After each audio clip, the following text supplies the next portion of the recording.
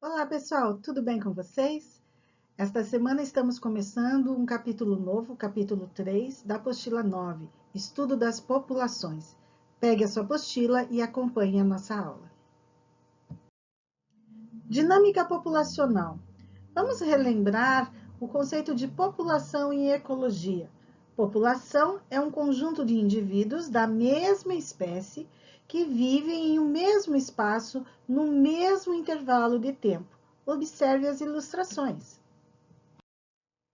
E a relação entre o número de indivíduos de uma população, ou seja, de indivíduos da mesma espécie, e o espaço por ela ocupado, que pode ser expresso esse espaço em área ou volume, chama-se densidade populacional. Determinados fatores contribuem para aumentar ou para diminuir a densidade das populações.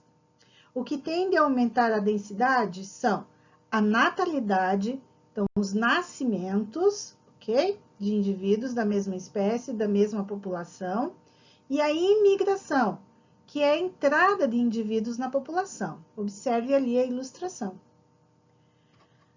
Os fatores que contribuem para diminuir a densidade populacional são a mortalidade, a morte dos indivíduos desta população e a emigração, que é a saída de indivíduos da população.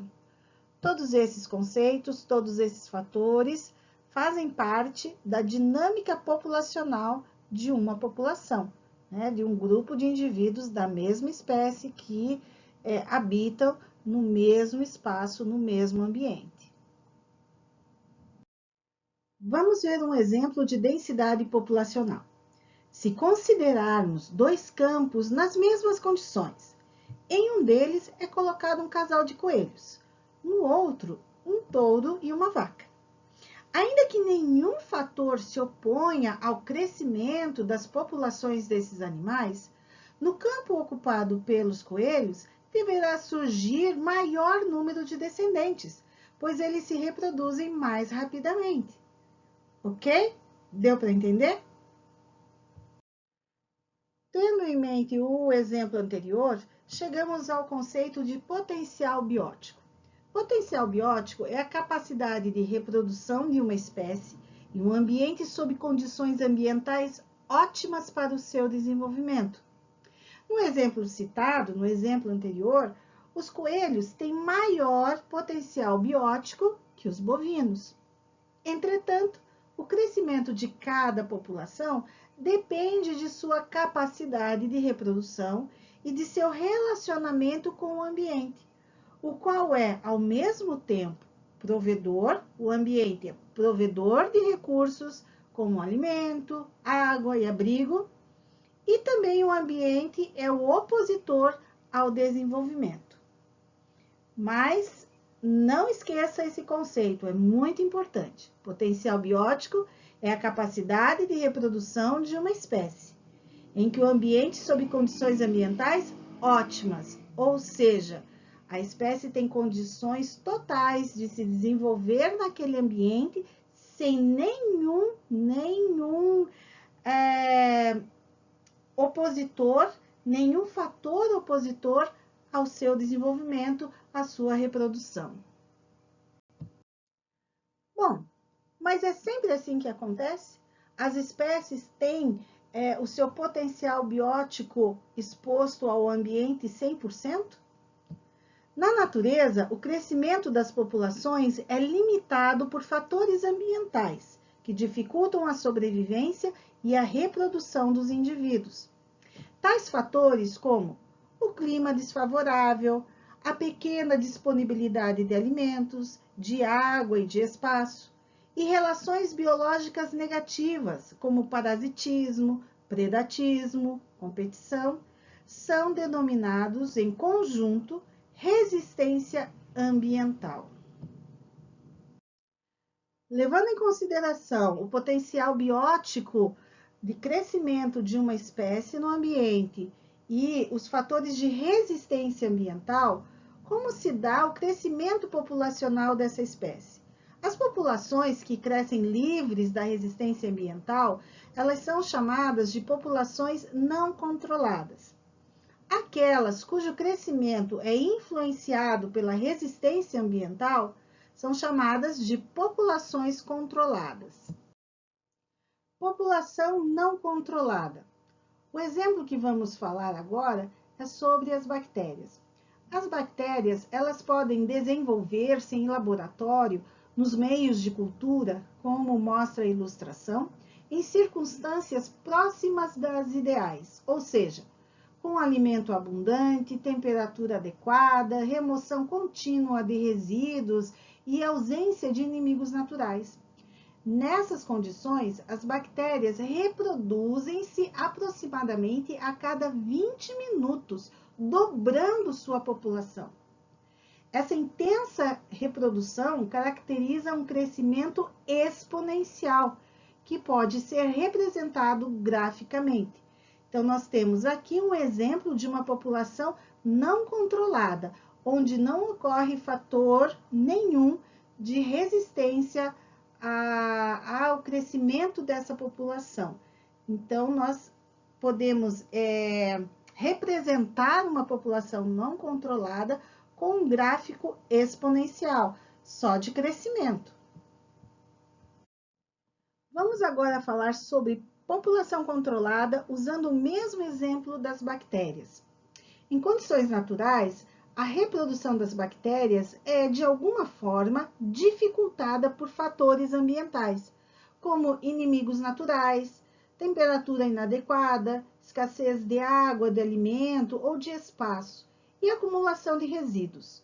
O crescimento real da população, que depende do seu potencial biótico em oposição à resistência ambiental, pode ser representado graficamente por uma curva que você está vendo na ilustração, chamada de sigmoide, ou seja, com forma de S.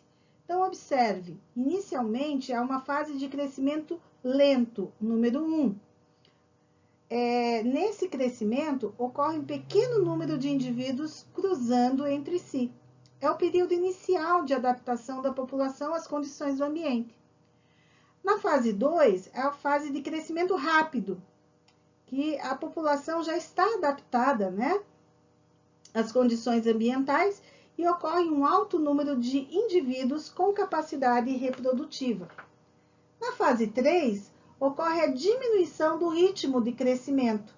Terminada a fase anterior, manifesta-se mais nitidamente a resistência ambiental. A velocidade e o crescimento, do aumento dessa população começa a diminuir. E na fase 4 é a fase do equilíbrio.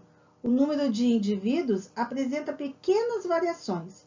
A população alcança a capacidade de suporte ou carga do ambiente, isto é, o número máximo de indivíduos que o ambiente pode manter. Muita atenção a este gráfico. Ele é um clássico. Ele aparece em muitos exercícios relacionados à dinâmica populacional em ecologia, onde há uma relação do potencial biótico da espécie e dos fatores de resistência do meio. Quando a população aumenta de forma que a resistência ambiental começa a interferir, a população continua a crescer. E você vai observar que esse crescimento começa a diminuir, a desacelerar, até que finalmente a resistência do meio, os fatores de resistência do meio, começam a equilibrar o potencial biótico dessa espécie, de forma que a população para de crescer e fica estabilizada. Atenção a este gráfico.